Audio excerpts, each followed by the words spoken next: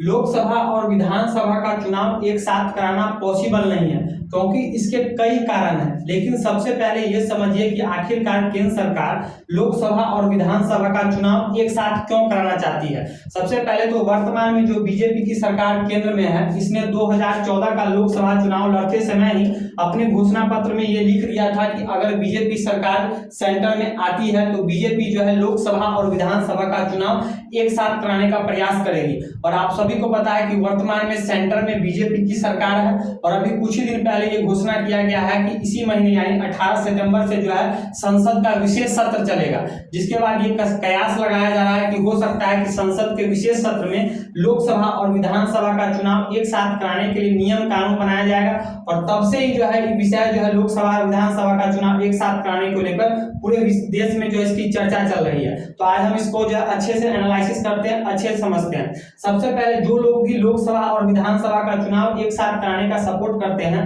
उनका कहना है कि बार बार जो है भारत में आचार संहिता लागू होने से जो है विकास कार्य बाधा होता है।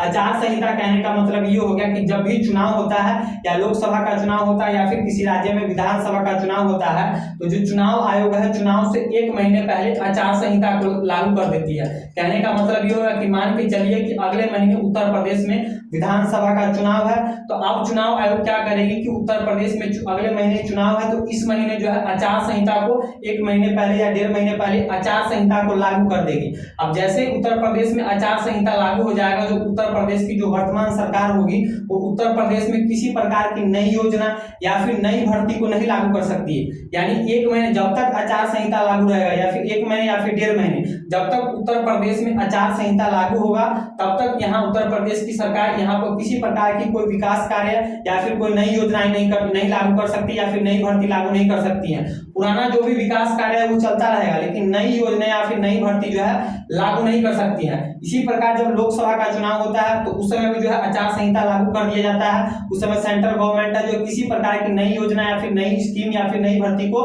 लागू नहीं कर सकती है। वही लोग जो ये कहते हैं कि भैया लोकसभा विधानसभा का चुनाव एक साथ होना चाहिए, उनका कहना है कि बार बार आचार संहिता लगता है, यानी नॉर्मली 2 बार आचार संहिता लगता है। एक बार जब लोकसभा का चुनाव होता है और एक बार विधानसभा का चुनाव होता है। तो उनका कहना है कि जब लोकसभा और विधानसभा का चुनाव एक साथ होगा तो एक ही बार आचार संहिता लागू होगा, इससे जो है विकास कार्य में जो है बाधा उत्पन्न नहीं होगा। लेकिन मैं मानता हूं कि ये बात जो है सिर्फ जुमलेबाजी है, सिर्फ बकवास है। अब मान के चलिए जो भी सरकार है वो सरकार जो है 5 साल के लिए चुनी जाती है। अब मान के चलिए मध्य प्रदेश की कोई सरकार है, मध्य प्रदेश की सरकार 5 साल में अगर मध्य प्रदेश में किसी प्रकार की जो नई योजना को लागू नहीं कर सकी, किसी प्रकार की नई भर्ती नहीं कर सकी, तो 1 से 1.5 महीने आचार संहिता के दौरान क्या नई भर्ती क्या नई योजना लाएगी। तो ये सिर्फ जो है जुमलेबाजी है, ये किसी प्रकार का कोई बहाना नहीं है कि आचार संहिता लागू होने से जो है विकास कार्य में बाधा उत्पन्न होता है। ये कोई जो है आपको कारण नहीं है। दूसरा कारण ये लोग क्या बोलते हैं, जो लोग ये चाहते हैं कि लोकसभा विधानसभा का चुनाव एक साथ हो, उनका ये कहना है कि लोकसभा और विधानसभा का चुनाव अलग अलग होने से जो है पैसा बहुत खर्च होता है और जो जितने भी सरकारी कर्मचारी है उनको जो है 2 बार ड्यूटी देना होता है। आप सभी लोग देखते हैं कि जब भी चुनाव होता है, विधानसभा का चुनाव होता है, तो राज्य के जितने टीचर होते हैं उनको जो है इलेक्शन ड्यूटी में लगा दिया जाता है। उसके बाद जितने भी जो अर्धसैनिक के जो है सिपाही होते हैं, आपको एसएसबी हो गया या फिर जो है सीआरपीएफ हो गया, उनकी ड्यूटी लगाई जाती है। राज्य की जितने पुलिसकर्मी होती है उनको जो है ड्यूटी पर लगाया जाता है। एक बार जब लोकसभा का चुनाव होता है तब उनको ड्यूटी पर लगाया जाता है, फिर जब विधानसभा का चुनाव होता है तब उनको ड्यूटी पर लगाया जाता है। तो जो लोग लोकसभा और विधानसभा का चुनाव एक साथ कराना चाहते हैं, उनका ये कहना है कि जब लोकसभा और विधानसभा का चुनाव एक साथ होगा तो सरकारी कर्मचारियों को भी जो है एक ही बार ड्यूटी देना पड़ेगा, उनको जो है बार बार ड्यूटी नहीं देना पड़ेगा। और दूसरा क्या बोलते हैं कि पैसा बहुत खर्च होता है। यानी जब लोग, आपको जानकर हैरानी होगा कि पिछले जो 2019 में जो लोकसभा का चुनाव हुआ था, तो अकेले लोकसभा के चुनाव पिछले लोकसभा चुनाव में 6500 करोड़ रुपया खर्च हुआ था। 6500 करोड़ 6500 करोड़ रुपया जो है पिछले लोकसभा चुनाव में जो है 2019 में खर्चा हुआ था। सरकारी खजाने से जो है 6500 करोड़ रुपया खर्चा हुआ था। उसी प्रकार राज्य के अलग अलग विधानसभा में जो है अलग अलग खर्चा हुआ। जैसे उत्तर प्रदेश में पिछला जो विधानसभा का चुनाव हुआ है, इस उत्तर प्रदेश में लगभग जो है 4000 करोड़ रुपया खर्चा हुआ। कितना? 4000 करोड़ रुपया खर्चा हुआ। तो जो लोग लोकसभा और विधानसभा का चुनाव एक साथ कराना चाहते हैं, उनका कहना है कि पूरे भारत में लोकसभा और भारत के जितने राज्य हैं उनका विधानसभा का चुनाव एक साथ होगा तो पैसे की खर्च जो है, पैसा जो है बहुत कम मात्रा में खर्च होगा। अब मेरा कहना है कि ऐसा नहीं है कि लोकसभा और विधानसभा का चुनाव अगर एक साथ होता है तो बहुत कम मात्रा में पैसा खर्च होगा। मान के चलिए अभी अगर लोकसभा और विधानसभा का चुनाव कराने में चुनाव आयोग को टोटल खर्च 10 रुपया का होता है, तो अभी अगर लोकसभा और विधानसभा का चुनाव एक साथ होता है तो ऐसा नहीं है कि 10 रुपया की जगह 5 रुपया खर्च होगा। 8 ऐसा हो सकता है कि 10 रुपया की जगह चुनाव आयोग को यानी भारत सरकार को 8 रुपया खर्च करना हो, 8 रुपया यानी 2 रुपये की बचत हो।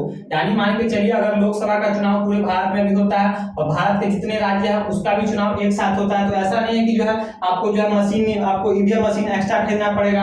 आपको सभी राज्य के जितने टीचर हैं उनको जो है इलेक्शन ड्यूटी में लगाना पड़ेगा, सभी राज्यों को पुलिस को जो है ड्यूटी में लगाना पड़ेगा, आपको सभी राज्यों में जो है अर्धसैनिक बल को भेजना पड़ेगा, एसएसबी को भेजना पड़ेगा, आपको सीआरपीएफ को भेजना पड़ेगा, तो उनको तो एक्स्ट्रा पैसा देना ही पड़ेगा। तो ऐसा नहीं है कि अगर एक साथ चुनाव कराते हैं लोकसभा और विधानसभा का तो उसमें जो हमको बहुत बड़ी मात्रा में जो है पैसे की बचत होगी।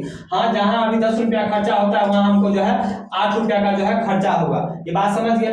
अब जो है अब अगर अब दूसरा कारण ये है कि आपको ये जानकर हानि होगा कि पिछले लोकसभा चुनाव में जो है 2019 में जो है अलग अलग पार्टियों ने मिलकर यानी भारत के जितने भी राजनीतिक पार्टी है उन्होंने मिलकर जो है 60,000 करोड़ रुपया खर्च किया था। कितना?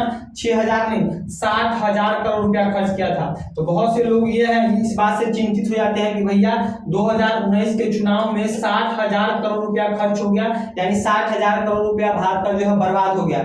ऐसा नहीं है, 60,000 करोड़ रुपया जो खर्च हुआ ये बहुत अच्छा हुआ, ऐसा होना भी चाहिए, क्योंकि ये सरकारी खजाने में सरकारी खजाने का पैसा खर्च नहीं हुआ। सरकारी खजाने का पैसा सिर्फ ये 6500 रुपया खर्च हुआ लोकसभा चुनाव में। ये जो 60,000 रुपया जो 60,000 करोड़ जो खर्च हुआ है ये भारत के अलग अलग जितने पार्टियां हैं, बीजेपी है, कांग्रेस है, आप है, इनका पैसा खर्च हुआ, जो अच्छी बात है। अच्छी बात इसलिए है, मान के चलिए जब भी आपको चुनाव होता है तो आप देखते हैं अलग अलग जितने भी पार्टी है वो सब जो है बैनर उनर लगाती है, बैनर पोस्टर छपाती है, छोटा से लेकर बड़ा बड़ा जो है बैनर बनाती है। तो बनता कैसे है, जहां भी बैनर बढ़ता है उस बैनर वाले का जो है कमाई बढ़ जाता है, अलग अलग जो है बैनर जो कागज की बिक्री जो है बढ़ जाती है। उसके बाद इस बैनर को लगाता कौन है, तो जितने भी आपको मजदूर लोग होते हैं, जितने भी गरीब लोग होते हैं, वही इस बैनर को जो है टांगते हैं। उनको जो अच्छा खासा दिन का जो है 300 से 400 रुपया जो इस बैनर को लगाने के मिल जाता है, तो गरीब लोगों का जो है कमाई बढ़ जाता है। उसके बाद जब भी चुनाव होता है तो आप देख सकते हैं एक पर एक आलीशान जो है टेंट को बनाया जाता है, टेंट बनाया जाता है जहां पर नेता लोग आके भाषण देते हैं। तो इस टेंट बनाने को जो है बनाने में किसको फायदा होता है, जो टेंट मालिक है उस टेंट मालिक का पैसा आमदनी बढ़ जाता है। उसके बाद इस टेंट को बनाता कौन है, तो गरीब मजदूर बनाता है। उस गरीब मजदूर के जेब में जो अच्छा खासा पैसा आता है,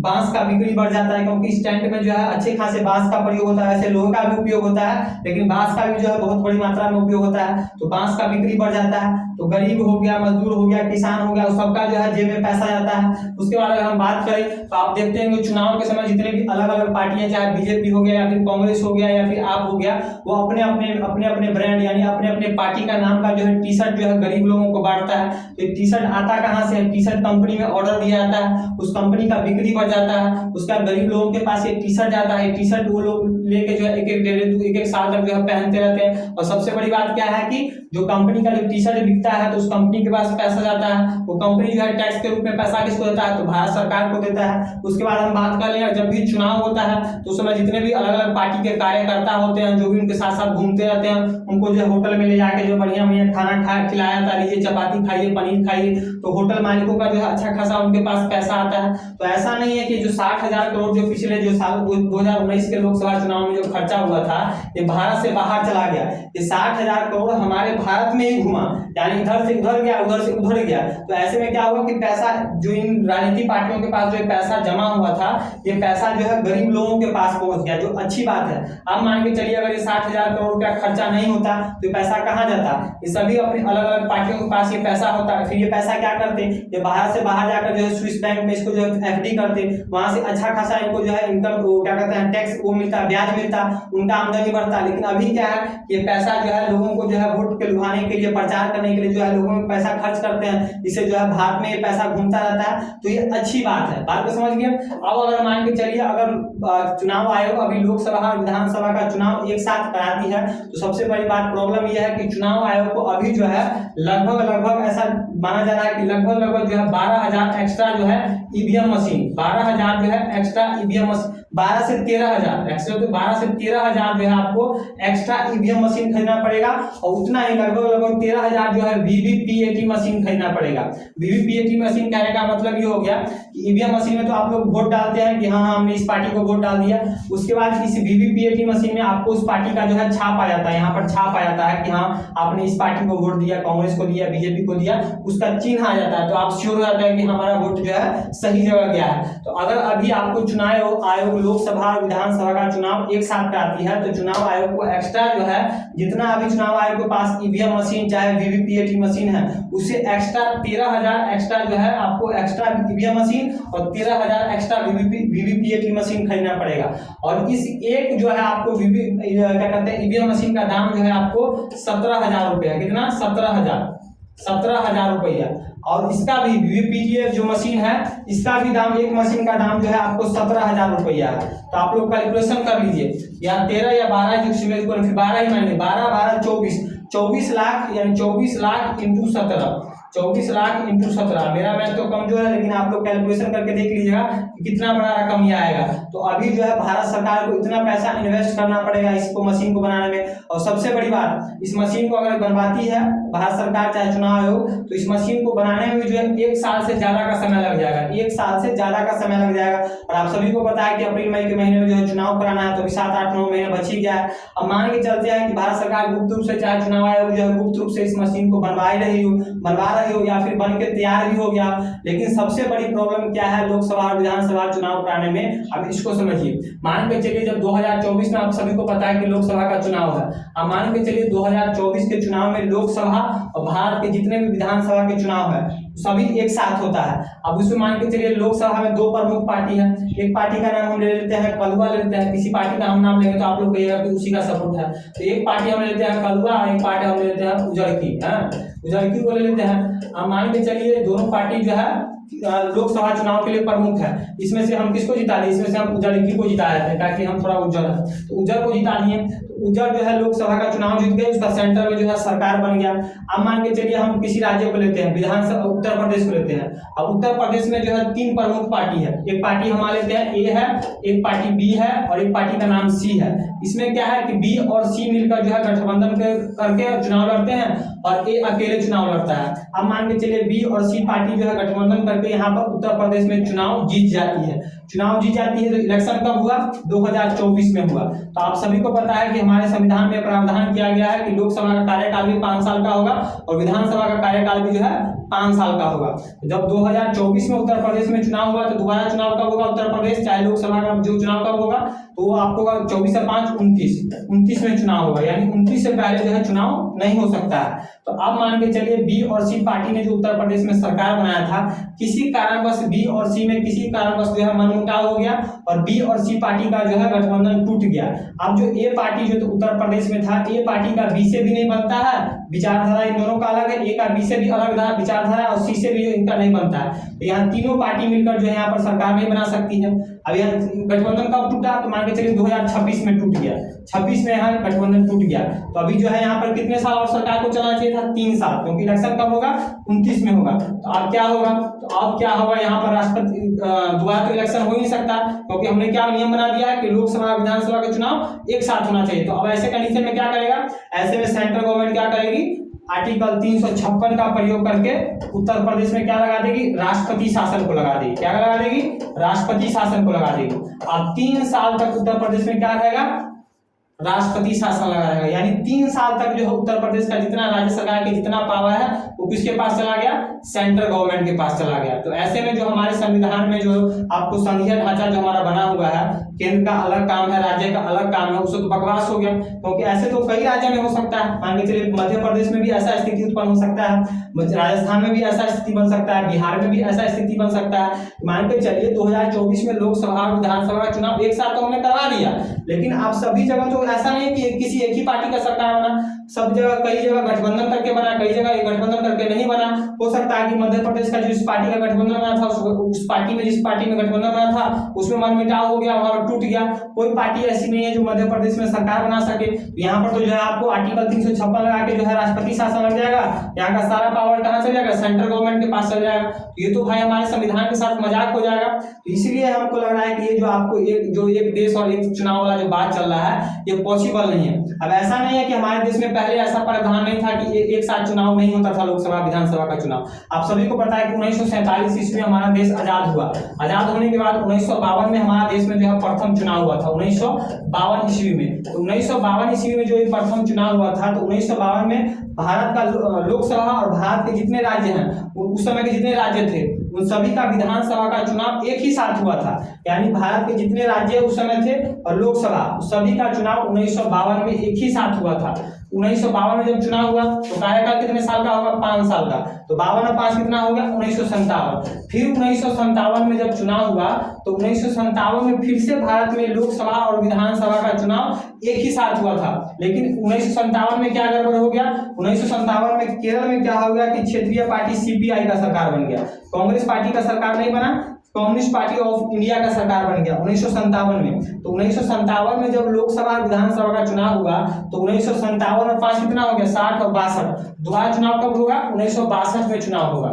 तो 1962 में चुनाव होना था लोकसभा का भी और भारत के जितने राज्य हैं उसका विधानसभा का भी जो 1962 में चुनाव होना चाहिए था। लेकिन जब 1957 में जब चुनाव हुआ था तो केरल में जो आपको सीपीआई की सरकार बन गई थी, तो किसी कारणवश उस समय की जो तत्कालीन सेंट्रल गवर्नमेंट कांग्रेस की सरकार थी उसने यहाँ पर जो यहाँ की सरकार को बर्खास्त करके यहाँ पर आर्टिकल 356 लगा के जो है राष्ट्रपति शासन को लागू कर दिया। और फिर जो है 57 की जगह जो है 1962 की जगह यहाँ पर जो है 1960 में जो है दोबारा चुनाव कराया गया।